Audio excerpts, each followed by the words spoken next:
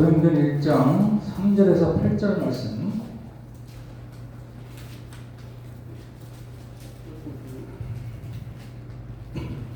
우리 짧으니까 같이 합독하시죠. 시작. 그가 고난 받으신 후에 또한 그들에게 확실한 많은 증거로 친히 살아계심을 나타내사 40일 동안 그들에게 보이시며 하나님 나라의 일을 말씀하시니라. 사도와 함께 모이사 그들에게 분부하여 이르시되 예루살렘을 떠나지 말고 하신 성 기다리라. 요한은 물로 세례를 베풀었으나 너희는 옛날이 못되어 성령으로 세례를 받으리라. 그들이 모였을 때 예수께 이르되 주께서 이스라엘 나라를 회복하시는 이때입니까 하니 이르시되 때와 아버지께서 자기 권한에 두셨으니 너희 알바 아니요 오직 성령이 너희에게 임하시면 너희가 권능을 받고 예루살렘과 온 유다와 사마리아와 땅끝까지 이르러 내 증인이 되리라 하시니라. 아멘. 3절에 보니까 그가 고난받으시며 또한 그들에게 확실한 많은 증거로 친히 살아계심을 나타내사 40일 동안 그들에게 보이시며 하나님 나라를 말씀하시니라 이렇게 말씀하십니다. 예수님께서 십자가에서 죽으시고 사흘 만에 부활하시고 그래서 그 부활하신 그 자신의 모습을 40일 동안 제자들에게 약 10여 차례 걸쳐서 나타내 보이셨어요. 다 아시겠지만 제일 먼저 막달라 마리아한테 나타내 보였고 그 다음에 낙심에서 내려가는 엠마오로 내려가는 두 제자에게 나타내 보이셨고 그 다음에 마가다락방에 이렇게 모여있는 그 제자들한테 보이셨고 또 의심하는 도마에게 부활하신 모습을 나타내 보이셨고 또 디베라 바닷가에서 고기 잡고 있는 제자들을 찾아가서 부활하신 모습을 또 나타내 보셨고 이렇게 숫자를 헤아려보면 한 10여 차례 됩니다. 10여 차례. 그럼 왜 예수님께서 그렇게 부활하신 주님의 제자들한테 10여 차례에 걸쳐가지고 이렇게 자신이 부활하신 모습을 나타내 보이신 것인가 할 때 우리는 두 가지를 생각할 수 있습니다. 첫째는 이제 제자들은 나가서 복음을 전해야 될 자들입니다. 이 복음의 핵심은 십자가 부활 아닙니까? 십자가에서 예수께서 십자가에서 우리의 죄를 너희의 죄를 짊어지시고 죽으셨다. 그 예수를 믿기만 하면 죄사함을 받는다. 이것이 복음의 하나의 핵심이고 규칙이고 또 하나는 그 십자가에 죽으신 예수께서 사흘 만에 부활하심으로 말미암아 부활의 첫 열매가 되셨고 그래서 그 부활하신 예수를 믿게 되면 우리도 부활에 동참하게 됩니다. 예수 믿는 순간 우리에게 거듭나죠. 영적으로 부활하고 주님 다시 오시는 날 예수님과 같은 모습으로 우리가 변화하게 된다. 이게 복음의 핵심 아닙니까? 더 깊게도 설명할 수 있고 넓게도 설명할 수 있습니다. 이게 핵심이란 말이죠. 그러니까 이 복음을 전하려면 나가서 제자들이 부활하신 예수님을 어떻게 체험을 해야 되는 거예요. 경험을 해야 돼요. 부활하신 예수님을 보지 못하고 어떻게 나가서 복음을 전할 수 있겠습니까? 그래서 예수님이 그 흔들리고 두려워하는 제자들한테 10여 차례 걸쳐서 계속해서 자신의 살아계신 모습을 나타내 보이신 거란 말이죠. 오늘날 우리도 마찬가지입니다. 우리가 복음을 전해야 되는 사명이 있는데 땅끝까지가 증인이 되는 사명이 있는데 매일매일 부활하신 주님을 우리가 만나고 교제하지 못하면은 복음을 전할 수가 없는 거죠. 그런데 이제 제자들은 살아계신 예수님을 직접 목격을 했지만 우리는 직접 목격을 하지 못하죠. 우리는 어떻게 만납니까? 예수님을? 말씀을 통해서 믿음으로 만나는 겁니다. 믿음으로 우리 부활하신 주님을 만나고 부활하신 주님과 매일 교제가 이루어지는 것 아닙니까? 그게 없이는 확신도 없는 것이고 나가서 우리가 복음을 전할 수가 없게 되는 것이죠. 그래서 저와 여러분은 매일매일 믿음 안에서 믿음 가운데서 부활하신 예수님을 만나는 축복 있기를 주님의 이름으로 축원합니다. 그 다음에 이제 또 하나 이유는 뭐냐면 40일 동안 제자들한테 나타내 보이신 이유는 하나님 나라의 일을 말씀하시기 위함이었어요. 하나님 나라의 일. 사실 예수님의 관심, 예수님의 초점, 예수님의 비전은 이 하나님 나라에 있는 겁니다. 우리를 구원하는 게 사실은 목적이 아니죠. 우리를 구원하는 목적도 뭘 건설하기 위함에 하나님 나라를 세우시기 위한 것이죠. 하나님 나라를. 그래서 주님은 아담이 범죄함으로 말미암아 상실되었던, 파괴되었던 하나님 나라를 회복하시기 위해서 오신 분 아니십니까? 그래서 십자가에 지신 것도 부활하신 것도 궁극적으로는 다 하나님 나라를 건설하시기 위함인 것이죠. 하나님 나라를. 네. 그래서 예수님께서 이 하나님 나라의 일을 40일 동안 제자들한테 계속 말씀하셨다는 것은 이런 얘기예요. 쉽게 말하면 이 세상은 지금 공중권세자는 사단 마귀가 지배하고 있습니다. 그런데 그곳에 하나님 나라가 이 땅에 세워지는 거예요. 이 땅에 세워지는데 하나님 나라는 어떻게 세워지냐면 복음이 전파됨으로 말미암아 세워지고 확장되는 거예요. 그래서 그 복음이 땅 끝까지 전파되면은 그때 이제 주님이 다시 오시면서 완성된 하나님 나라가 이루어지는 것이죠. 바로 이런 얘기를 40일 동안 제자들한테 계속해서 해주셨던 거예요. 하나님 나라에 대한 얘기를, 이 얘기를 해주셨던 것입니다. 왜냐하면 그것이 예수님의 최대 관심사고 꿈이고 비전이고 예수님의 소원이었기 때문에 그런 것입니다. 그것이. 자, 그 다음에 우리가 이제 4절, 5절을 같이 한번 또 읽어보시죠. 4절, 5절 시작. 사도와 함께 모이사 그들에게 분부하여 이르시되 예루살렘을 떠나지 말고 내게서 들은바 아버지께서 약속하신 것을 기다리라. 요한은 불로 세례를 베풀었으나 너희는 몇 날이 못되어 성령으로 세례를 받으리라 하셨느니라. 예루살렘을 떠나지 말고 아버지께서 약속하신 성령을 기다리라. 몇 날이 못되어 성령을 받으리라. 이렇게 분부하고 약속을 하십니다. 그 왜 이렇게 말씀을 하시는 것인가? 하나님의 나라는 오직 성령의 능력으로만 세워지고 확장되는 것이기 때문에 그렇죠. 아까 좀 전에 말씀드렸듯이 이 세상은 악한 원수마귀가 지금 지배하고 있는데 그곳에 사단의 나라를 가서 부수고 하나님 나라를 세우는 일은 인간의 힘으로 할 수 있는 것이 하나도 없는 것이죠. 우리가 어떻게 사단을 이깁니까? 못 이겨요. 오직 성령의 능력으로, 성령의 권능으로만 하나님 나라를 깨부수고, 사단의 나라를 깨부수고 하나님 나라를 세울 수 있는 거란 말이죠. 그래서 예수님이 그랬어요. 내 소원은 오직 하나님 나라다. 그러니까 너희는 마태복음 28장에 가서 모든 독속으로 제자를 삼아라 이렇게 말씀하셨잖아요. 근데 덮어놓고 가라 그러시는 게 아니에요. 지금 뭐라고 합니까? 뭐 하라고 그래요? 아버지께서 약속하신 거. 요엘서 2장 28절에 보면 말세가 되는 성령을 부어주시겠다고 분명히 약속을 하셨거든요. 그 약속이 이제 곧 임할 텐데, 곧 이루어질 텐데 그때까지 기다리라는 거예요. 그냥 가면 아무 일도 못하는 겁니다. 성령의 권능을 받지 않고 나가서 예수님이 가라 그랬다고 덮어 나가서 가면 아무 일도 이루어질 수가 없는 거예요. 전도는 하나님이 하시는 것이고 하나님 나라도 성령의 권능으로 이루어지는 것을 믿으시기 바랍니다. 네. 그러면서 5절에 요한은 물로 세례를 베풀었으나 너희는 몇 날이 못되어 성령으로 세례를 받으리라 하셨느니라. 잘 아시는 대로 요한은 예수님의 길을 예비하는 자였죠. 어떻게 예비를 했습니까? 요한은 그러니까 이 죄인들이 예수님 앞에 나오려면 일단 깨끗해야 되는 거예요. 깨끗해야 돼. 그래야 예수님을 만날 수 있는 거예요.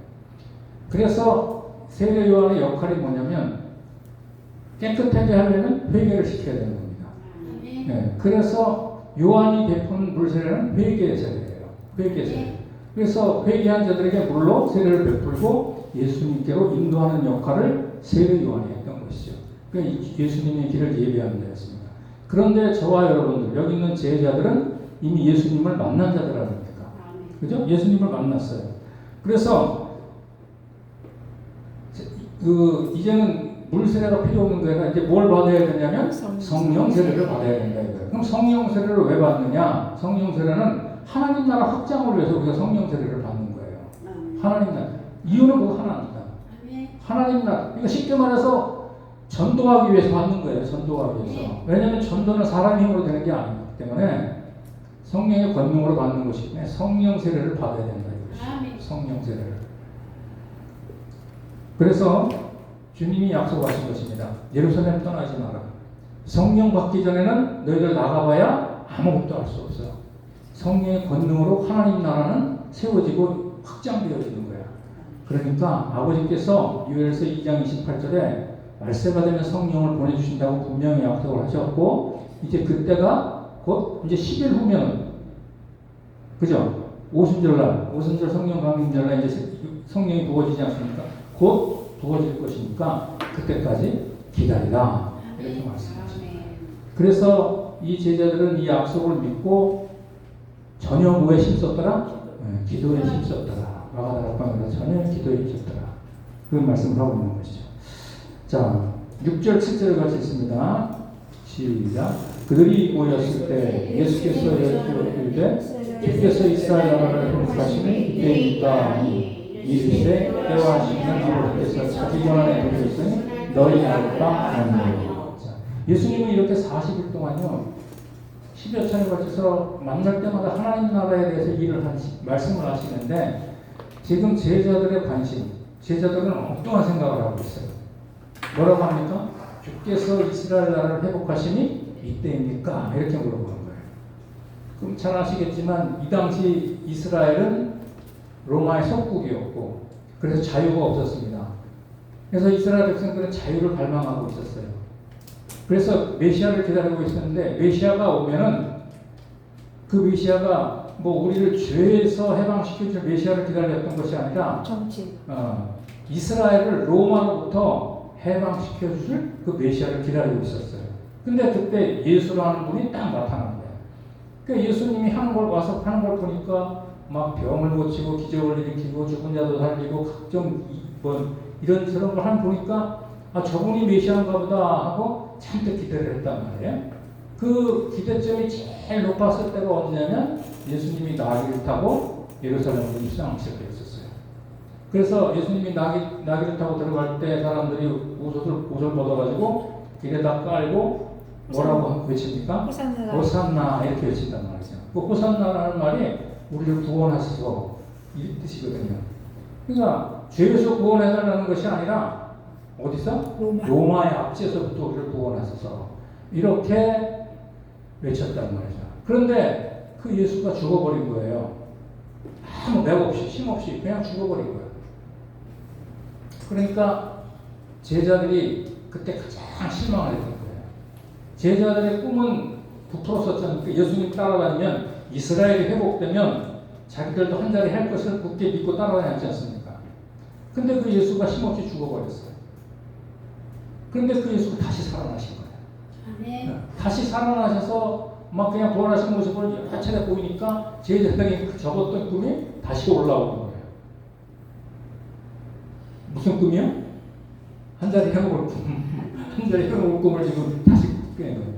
그래서 지금 6절 그렇게 얘기하고 있는 거예요. 다시 한번 읽어보세요. 6절 시작. 그들이 모였을 때 주께서 이스라엘 나라를 회복하시니 이때니까 이렇게 물어보는 거란 말이죠. 다시 그 세상적인 꿈을 꾸고. 근데 그러니까 예수님의 꿈은 뭐였었어요? 아까 하나님 나라입니다. 하나님 나라 꿈인데 이 제자들의 꿈은 뭐예요? 세상적인 꿈이요. 쉽게 말해서 자기의 형편과 자기의 환경이 회복되는 꿈이란 말이에요. 그러니까 전혀 예수님하고는 관심이 틀린 거예요. 이렇게 관심이 틀린 이유가 뭡니까? 바로 성령을 받지 않았기 때문에 그런 거예요. 아직 사도행전 2장을 체험하지 못했기 때문에. 우리도 마찬가지입니다. 우리는 분명히 성령의 역사로 예수를 주로 고백하고 예수님을 믿고 있는 하나님의 종들이에요. 그 우리 안에 성령이 없다라고 말하면 안 되죠, 그죠? 그러나 성령이 내주하시는 걸로만 우리가 만족하면 안 되죠. 아무런 역사가 일어나는 것이 아닙니다. 성령의 권능이 나타나야 되죠.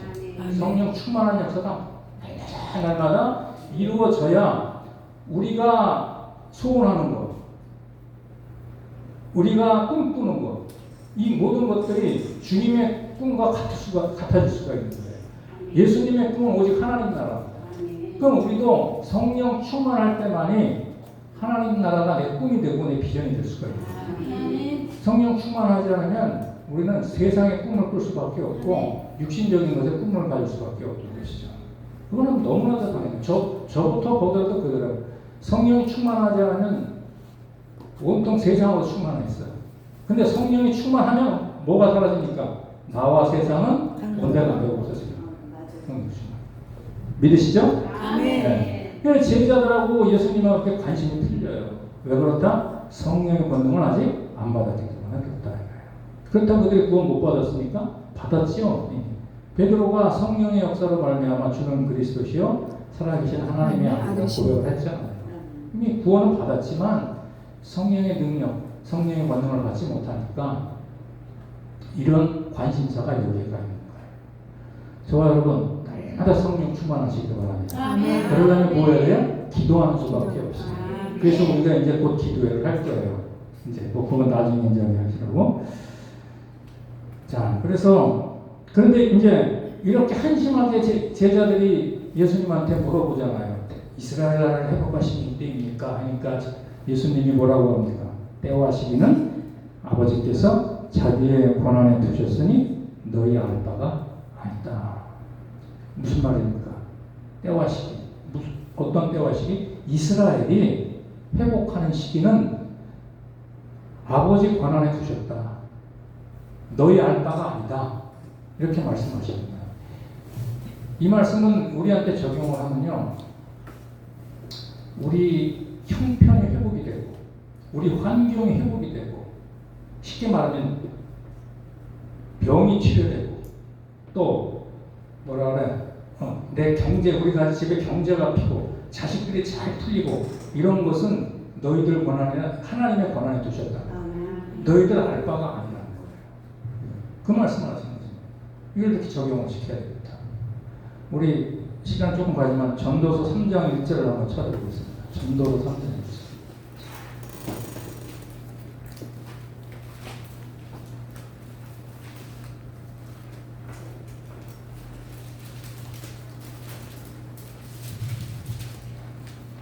자, 3장 1절 뭐라고 했습니까? 시작. 범사에 기한이 있고 천하만사가 때가 있나니. 왜냐면요, 이게 전부 다 때와 기한을 하나님의 권한에 두었기 때문에 다 뭡니까? 범사에 기한이 있고 천하만사가 때가 있다. 하나님이 다 주관을 하신다는 거예요. 하나님의 권한에 두셨다는 거예요. 그래서 이럴 때가 있고 저럴 때가 있고 이럴 때가 있고 저런 때가 있고 다 막 때가 있다는 거예요. 그런데 그 때를 우리가 좀 안 좋다고 해서 그 안 좋은 때를 좋은 때로 바꿔보려고 하는 것은 아주 미련한 짓이라는 거예요. 그게 몇 절이냐면요. 몇 절일까요? 9절 한번 읽어보세요. 시작. 일하는 자가 그의 수고로 말미암아 무슨 이익이 있으랴. 이렇게 범사에다 기한이 있고 때가 있는데 그 때를 바꿔보려고 막 인간이 노력을 한단 말이죠. 인간이 노력을 하고 애를 쓴단 말이죠. 그거 다 헛짓이라는 거예요. 다. 왜냐하면 하나님이 그 권한에 두셨기 때문에 그래요. 하나님이 권한에 두셨기 때문에. 그러면서 몇 절을 보시냐면은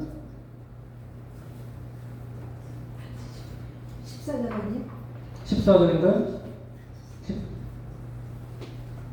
우리 11절부터 한번 쭉 읽어보시죠. 시작. 하나님이 모든 것을 지으심에 때를 따라 아름답게 하셨고, 그러니까 그 때를 아름답게 하시는 분은 누굽니까? 하나님이시라 이거예요. 그러니까 때와 시기는 다 하나님의 권한에 두셨으니까 우리가 상관할 바가 아니라는 겁니다. 우리는 지금 주신 이 때에 자족하고 만족하고 감사하면서 살아야 돼요. 우리는 그 나라와 그 일을 구하면서 이렇게 살다 보면 때가 되면 하나님이 좋은 때를 주시는 거예요. 제가 개척할 때 어디서 살았냐면은 방이 없어서 옥탑방 교회에서 4식구가 같이 살았거든요. 그때는 정말 눈물 났지. 그때는 우리 김근자 목사님도 다 아시는데. 근데 지금 몇 년 지났죠? 24년, 25년 지났죠? 25년. 25년 지나서는 이제 집을 사가지고 집에서 편히 살고 있어요. 다 때가 있는 거예요, 때가. 그러니까 모든 걸 주님한테 맡기시기 바랍니다. 그리고 우리는 뭘 해야 돼? 그 나라와 그의 일을 구하기만 하면 돼요. 믿으시기 바랍니다. 그런데 그러니까 제자들은 지금 자기 형편 회복, 자기 환경 회복에 관심이 있는데 그런 거 니들 생각하지 말아. 그거 다 아버지 권한에 들었어. 그러면서 하시는 말씀이 뭡니까? 다시 본문으로 돌아가서 사도행전 1장 8절. 너희 알 바 아니요 8절 갈 수 있습니다. 시작. 오직 성령이 너희에게 임하시면 너희가 권능을 받고 예루살렘과 온 유다와 사마리아와 땅 끝까지가 내 증인이 되리라 하십니다. 그러니까 하나님 나라를 세우고 확장하는 일, 그 유일한 방법은요 성령의 권능밖에 없어요. 아멘. 우리가 하려고 하면 예수님이 덮어놓고 가라 그랬다고 해서 덮어놓고 나가면요 아무것도 맺을 수 없는 거예요. 왜냐하면 아까도 말씀드렸듯이 사단을 이길 수 있는 인간이 없다니까요. 오로지 성령의 능력이 나타나야만이 우리가 이 땅에 하나님 나라를 세우고 증인된 삶의 역할을 바르게 감당할 수 있는 것입니다. 아멘. 그래서 여러분 구약 성경 사사기에 보면은 사사들을 한번 더 생각해 보세요. 거기에 제대로 된 사람이 있습니까? 사사들 가운데? 없어요. 하나같이 다 모질하고 별 볼 일 없는 자들이에요. 근데 그들한테 성령의 권능이 임하니까 그 겁쟁이가 용사가 돼요. 그리고 힘이 세죠. 그리고 막 예언을 해. 그리고 전쟁에 나가서 이겨. 그죠? 그래가지고 이스라엘을 구원하고 이스라엘을 뭔가 회복하는 그런 일들이 벌어지지 않습니까? 그 성령의 권능밖에 없는 거예요. 오늘날도 마찬가지입니다. 우리가 성령의 권능이 임할 때 먼저 담대함을 주십니다. 나가서 담대하게 복음을 전해서 담대함을 주시고 그 다음에 할 말을 주셔요. 그리고 전략도 주셔요. 그래서 순종하게 되면 우리가 생각지 못한 일들이 전도 현장에서 일어나는 거라고. 아멘. 네. 그러니까 성령의 권능밖에 없어요. 그냥 내 힘으로 하려다 보면 얼마 하지 못하고 그냥 지쳐버리는 거예요. 제가 그랬습니다. 여태까지. 성령의 권능. 그래서 증인되는 방법은 내 힘으로 아니라 오직 성령의 권능으로만 가능하다. 성령의 권능으로만. 오늘날 교회가 왜 이렇게 복음을 힘있게 전파하지 못하느냐? 성령의 권능 없이 하기 때문에. 성령의 권능 없이. 여러분 사도행전 한번 읽어보세요. 특히 4장, 5장 읽어보면은 제자들은 아주 공격적으로 복음을 전했습니다. 베드로와 요한이 복음을 전하다가 그 제사장 그룹인 사두개인들한테 끌려갔잖아요. 그 사두개인들이 그들을 불러놓고 너희들 복음 또 전하는데 가만 안 놔둔다. 앞으로 기적도 행하지 마라. 이렇게 막 협박을 하고 풀어줬지 않습니까? 근데 거기에 굴하지 않고 베드로와 요한은 어디 가서 복음을 전해요? 성전 마당에 가서. 성전 마당이 어느 곳? 사두개인들이 본 곳이란 말이죠. 거기 가서 오히려 복음을 담대하게 전하더라 이거죠. 그게 사람의 힘으로 가능한 것입니까? 성령의 권능이 임하니까 그런 역사가 나타나는 것이죠. 그래서 저는 이제 마치겠습니다. 제가 목회 지금 뭐 짧게는 지금 한 25년 이렇게 했는데 가만 돌아다 보니까 제가 전도를 가장 열심히 했던 때가 전도사 때였어요. 전도사 시절. 그리고 목사 안수를 받고는 전도에 거의 관심이 없었어요. 전도사 때는 진짜 성령이 충만해서 하나님이 이 뭡니까? 그 전도할 영혼까지도 보여주셨거든. 그래서 많은 사람들은 전도하지 못하지만 몇몇을 전도해서 교회 일꾼으로 양해놓고 제가 부천으로 왔거든요. 그때. 그래서 부천에 와서 목사 안수를 받았는데 지금 생각해보면 제가 그때가 가장 성령이 충만했던 것 같아요. 왜냐하면 그때는 다른 거 기도한 게 아니라 오로지 성령 충만 받고 전도하기 위해서 기도를 했거든요. 그때 하나님이 응답을 해주시고 전도 현장에서 그런 열매를 맺게 해주셨어요. 그래서 이제 지금 다시 한번 돌아보면서 이제 그때로 돌아야 되겠다. 그래서 다시 한번 이제 성령 충만밖에 없다. 그래서 오늘 이 본문을 택했습니다. 우리 기도해서 여러분 우리 모두가 다 성령 충만받고 남은 생에 이 증인된 사역을 감당하는 우리 종들이 되기를 주님의 이름으로 축복합니다.